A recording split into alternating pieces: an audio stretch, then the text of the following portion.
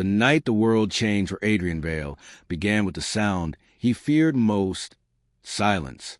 Not the calm kind, but the thick, breath-holding silence that hangs before something impossible happens. Adrian, the man tabloids called the city's most heartless playboy, had just stepped out of his silver coupe when he noticed it. A faint, quivering sound pressing against the quiet. Not wind, not an animal. A cry, then another, and another. His heartbeat stumbled. He moved toward the gate, the motion sensor lamps flaring to life and flooding the marble driveway in white light. That's when he froze. 5 baskets. 5 newborn babies wrapped in soft blankets. 1 pink, 1 blue, 1 cream, 1 yellow, 1 white. Tiny fists, soft breaths, crying that sliced straight to the arm of a man who prided himself on feeling nothing. His keys fell from his hand. For the first time in years, Adrian Vale, billionaire, charmer, breaker of hearts, felt something like fear, not for himself, but for them. He rushed forward, kneeling as the babies whimpered. A note was pinned to the smallest one's blanket. His chest tightened as he unfolded the paper. You are their only chance. Nothing else. No name. No explanation. No clue. Only that haunting sentence. Adrian swallowed hard. Who would do this? His voice trembled. He didn't recognize it. He scooped the first baby into his arms. A girl impossibly tiny. She curled against him like she had been waiting for him all along. His throat burned. He wasn't ready for this. He wasn't the type of man anyone trusted, let alone with innocent lives. Yet someone had. Suddenly the mansion behind him felt too big, too cold, as if the universe had just delivered a message at his gate, one he'd spent years avoiding. Before he could move, the doorbell chimed. He jumped. Someone was outside. Someone who might have answers. He stood slowly, one baby still in his arms, his pulse hammering as he walked to the gate monitor. He expected danger, a threat, a shadowy figure claiming the babies. But the security screen lit up and revealed a woman, soaked from the rain, shaking, terrified. Her eyes flicked up to the camera. She looked as if she'd been running for her life. Adrian's breath hitched. Without thinking, he buzzed the gate open. The woman stumbled inside, gasping for air. When she saw the babies at his feet, she covered her mouth with trembling hands. You found them, she whispered. Adrian stepped closer, the baby fussing softly in his arms. Do you know who they are? Who left them here? The woman's lips parted, but she hesitated. Like the truth itself was dangerous. Her eyes darted toward the street, fear flashing like lightning. They're in danger, she whispered. All of them, and now you too. She looked up at him, rain streaking down her face like tears. Adrian, they're your responsibility now. You're the only one who can protect them. His stomach dropped. Why me? I don't even know you. She shook her head slowly. You know me. You just don't remember. Adrian froze. His heart slammed against his ribs. The babies began crying again, all 5 at once, as though they could sense the storm gathering. The woman took a step closer, and then she said something that nearly knocked him off his feet. Adrian, these babies are not strangers to you. She paused, voice barely above a whisper. They're connected to your past, to the night you lost everything. Her eyes locked with his, and to the woman you once loved. The air left his lungs. He felt the world tilt. He tried to speak, but nothing came out. The woman swallowed hard. You deserve the truth. But once I tell you, there's no going back. She glanced around as if the shadows were listening. Because the people who want these babies, her voice cracked. They will stop at nothing, and they're already on their way. The baby in his arms tightened her tiny hand around his shirt. The woman took another step, desperation trembling in her voice. Adrian, we need to get inside. Now, before they find us. And then, suddenly, a loud engine roar shattered the night. Headlights carved through the darkness, speeding toward the gate. The woman's eyes widened in terror. They found us, Run. Adrian didn't think. His body reacted before his mind could catch up. He scooped the remaining baskets into his arms, clutching 2, while the mysterious woman lifted the other three with trembling strength. Together they sprinted toward the mansion door as the roar of the approaching vehicle grew louder, angrier, like a beast hunting its prey. The gravel spit beneath the tires as the black SUV skidded to a stop outside the gate. A door slammed. Then another. Heavy footsteps. Multiple. The woman gasped, nearly stumbling. "Hurry, Adrian, please." He shoved the door open with his shoulder, ushering her and the babies inside. The alarms beeped softly as the door sealed shut behind them. He didn't wait. He activated every lock, every security barrier, every motion sensor he had installed over the years. Not to protect himself, but because suddenly 5 tiny heartbeats mattered more than anything he owned. The babies' cries echoed to the marble foyer, bouncing off the tall ceilings, drowning out the panic in his chest. He turned to the woman. "Who are they?" he demanded, voice low but trembling. "And who are the people outside?" She placed one basket gently on a velvet bench, her breasts ragged. "I'll explain, just not here. We need a room without windows." His pulse quickened. That wasn't a request of someone hiding a simple secret. That was the plea of someone running from killers. Adrian pointed toward the inner hallway. "Panic room. Follow me." They hurried down the corridor lined with framed art and polished stone, the kind of place built for parties, not emergency escapes. Yet now it felt too quiet, too exposed. The baby's soft whimpers were the only signs of innocence left in the entire house. Inside the panic room, reinforced steel, soundproof, hidden behind a false wall, the woman collapsed into one of the armchairs, clutching her chest. Adrian secured the door behind them, his hands shaky but steady enough to activate the biometric lock. Only then did he allow himself to breathe. "Talk," he said, turning to her. From the beginning, her eyes, red and filled with exhaustion, lifted to his. "My name is Elise." The name struck something inside him, dusty, blurred, buried. He frowned, searching his memory. He had met thousands of people in his life, yet this name tugged at something deeper. "You look at me like you don't fully recognize me," she whispered. "But you should." Adrian shook his head slowly. "You said I lost everything. What did you mean?" A storm passed across her face. Fear, sorrow, guilt. Before your accident, before the fire, you weren't the man the world knows now. He felt something twist in his stomach. "My accident was 10 years ago," he said. "The doctors said I was lucky to survive. Lucky to remember anything at all." Elise nodded, her hands trembling as she lifted one of the babies. A boy, wrapped in cream.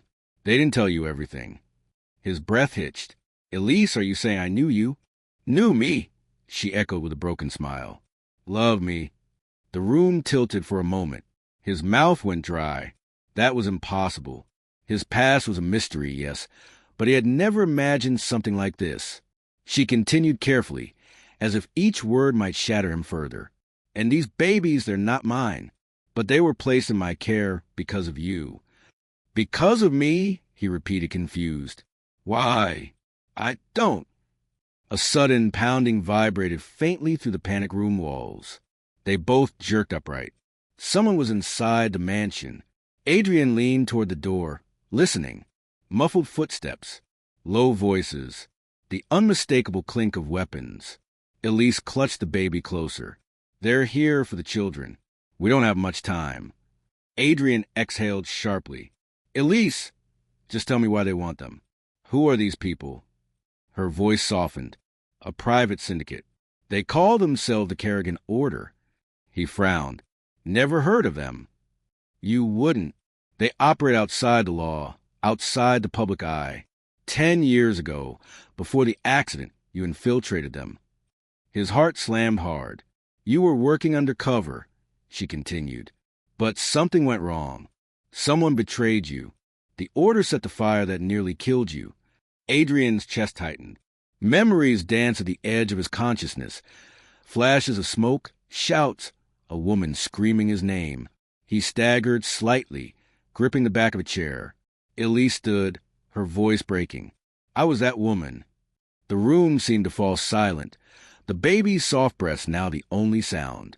"I tried to save you," she whispered, tears escaping down her cheeks. "But when you woke up, You didn't remember me. You didn't remember what you sacrificed to expose them. I couldn't risk pulling you back into danger, not when you just survived. So I disappeared. I watched from afar. I prayed you'd stay out of their reach. He swallowed hard, his throat closing. Then why bring the babies here? Why now? She looked down at the infant in her arms, brushing a fingertip over his tiny cheek. Because the Order created a project, a secret one involving these newborns. They're not ordinary babies, Adrian. His skin prickled. What do you mean? They were born through legal experiments, enhanced in ways the world cannot know. And you, before the fire, you were the one trying to shut the project down. His breath stalled. You were the only one who could expose them, she said. And now, somehow, they realize you're alive. They want their assets back. All 5. The pounding above them grew louder, closer. He heard furniture being overturned, drawers ripped open, footsteps spreading through every room like a swarm. Adrian's jaw clenched with fury. They're not taking anything. Not from me. Not from these children. Elise stared at him, eyes wide with a mixture of fear and hope. You don't understand. The Order won't stop. They'll burn this entire place down if they have to. Then let them try, he said, surprising even himself. But before Elise could respond, a faint beep sounded from the wall panel beside him. He looked over sharply. A notification flashed on the screen. Security breach, level 3. Unidentified heat signatures detected in lower west wing. Suspected tunnel access point compromised. Elise's face drained of color. They found the underground entrance. Adrian's pulse thundered. The babies stirred, whimpering. He moved to the supply cabinet, opening it to reveal a hidden compartment. Emergency gear, tools, a small firearm he had never before needed. But tonight was different. Tonight, everything he thought he wasn't, had changed. As he locked the weapon into place, Elise rushed forward, panic rising. Adrian, what are you doing? What I should have done 10 years ago, he muttered. Please, she begged, stepping closer. You can't fight them alone. He turned to her, eyes blazing with a purpose he hadn't felt in years. I'm not alone, he said, glancing at the 5 babies who watched the world with innocent, trusting eyes. Elise followed his gaze, her breath catching. Another loud crash rang out from somewhere beneath them. Dust trembled from the ceiling. The Order was almost inside. Adrian looked back at Elise. When this door opens, he said quietly, we run. When the panic room door released with a hiss, it felt like the mansion exhaled, one last breath before collapsing into chaos. Adrian stepped out first, weapon in hand. Senses sharp, adrenaline burning through every nerve. Elise followed close behind, carrying 2 of the babies while Adrian carried the other 3 in a makeshift sling tied across his chest. Their tiny breasts trembled against him, reminding him what he was fighting for. The hallway lights flickered. Smoke from somewhere deeper inside the estate drifted in thin, ghostly ribbons. They're setting fires, Elise whispered, voice trembling. No, Adrian said quietly. They're hurting us. Down the corridor, a shadow moved, slow, deliberate, confident. The kind of confidence only a predator possessed. A tall figure stepped forward, dressed in black tactical gear.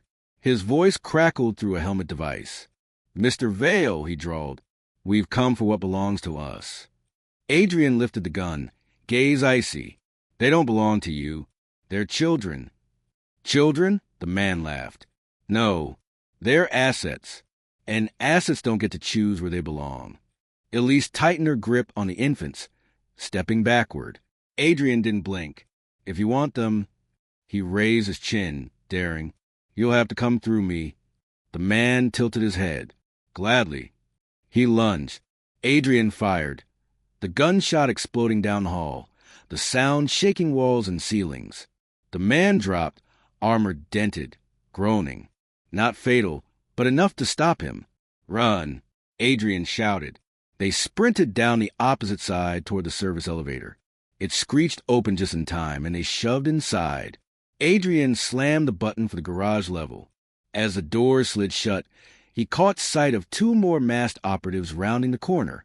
Bullets pinged against the metal just as the elevator dropped. Elise leaned against the wall, shaking.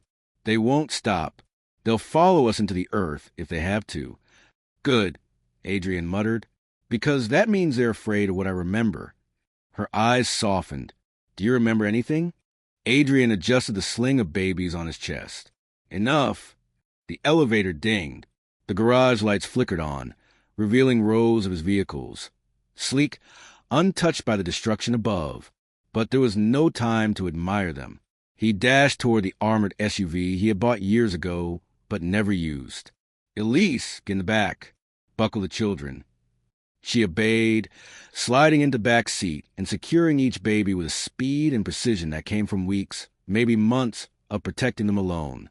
Adrian climbed into the front, pressed the ignition, and the engine rumbled awake. Just as he reversed, the elevator doors slammed open behind them. Figures charged out. Hold on! Adrian yelled. The SUV screeched as it shot forward, slamming through the security gate and bursting into the night. Gravel sprayed. Tires screamed. The mansion, once a symbol of his careless life, glowed behind him with creeping flames. Elise stared out the back window, tears shining. Everything's burning. Let it, Adrian said, jaw tight. It's time to build something new. He sped to a forested road lining the estate, branches slapping the windows until they reached the highway. Only then did he ease the gas.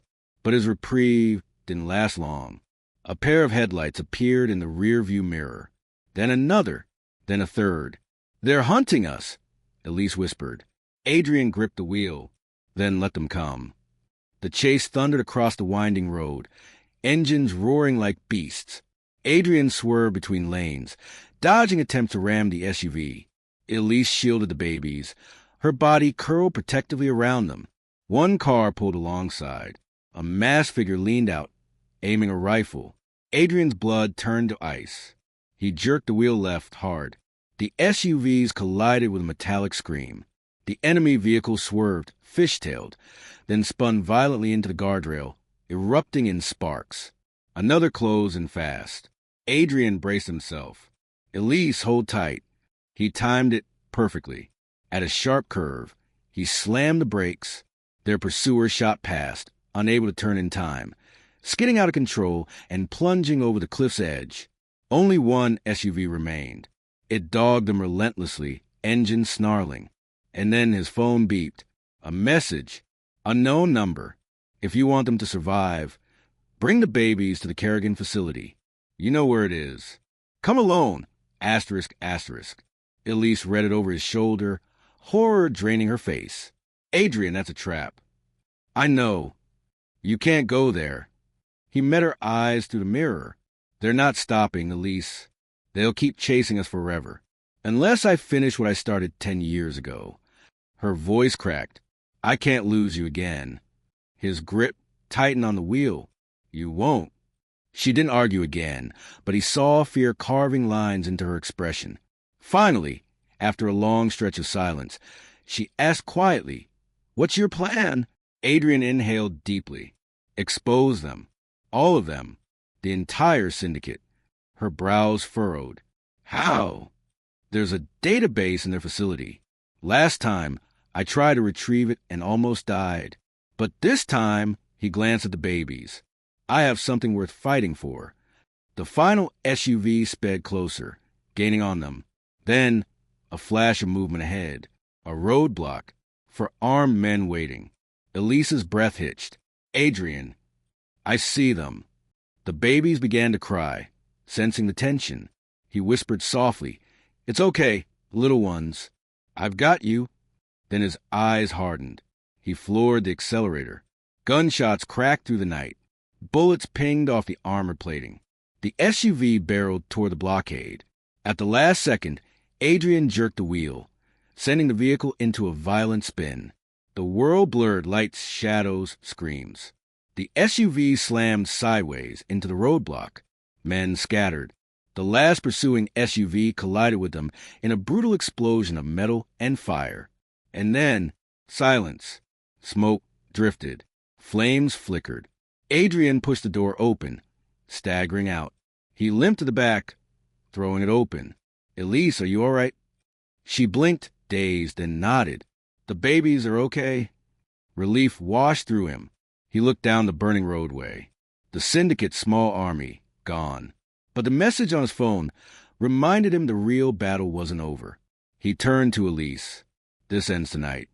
They loaded the babies into another car abandoned near the roadblock, an unmarked black sedan. Adrian hot-wired it in seconds. They sped toward the mountains, toward the facility where his past waited, where the children's future would be decided, where the truth, long buried, would finally rise. As the first light of dawn touched the sky, the massive steel structure appeared on the horizon like a sleeping monster. Elise's hand touched his arm gently. "Adrian, whatever happens in there..." He glanced at her. "You changed the ending once. You can do it again." He reached over, lacing his fingers with hers for the first time in a decade. "I'm not dying this time," he whispered. "Not when I finally have something worth living for."